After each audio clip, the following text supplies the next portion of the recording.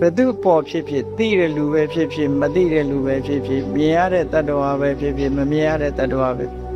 အားလုံးအစဉ်ပြေကြပါစေအစဉ်ပြေတာပဲကြည့်ချင်တယ်နော်ဘယ်သူမှဒုက္ခမရောက်ပါစေနဲ့ဟောဒီစိတ်ကလေးကိုကိုယ်တဏ္ဍာမှာမွေးထားမနဲ့အေးရထားတဲ့အချိန်ကနေမွေးထားဒါကိုစိတ်ကောင်းလို့ခေါ်တာပဲအဲ့ဒါလို့ကိုယ်စိတ်ကောင်းထားတဲ့ဟာဒီကုသိုလ်ကနဲတဲ့ကုသိုလ်လားလို့ဆို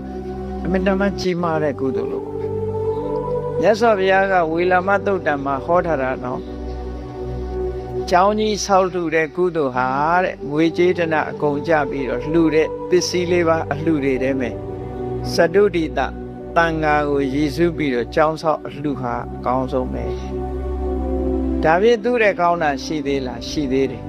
တရဏဂုံသုံးပါးဆောက်တည်တာအဲကျောင်းဆောက်လှူတာတဲ့ပုဂ္ဂိုလ်တို့ရတယ်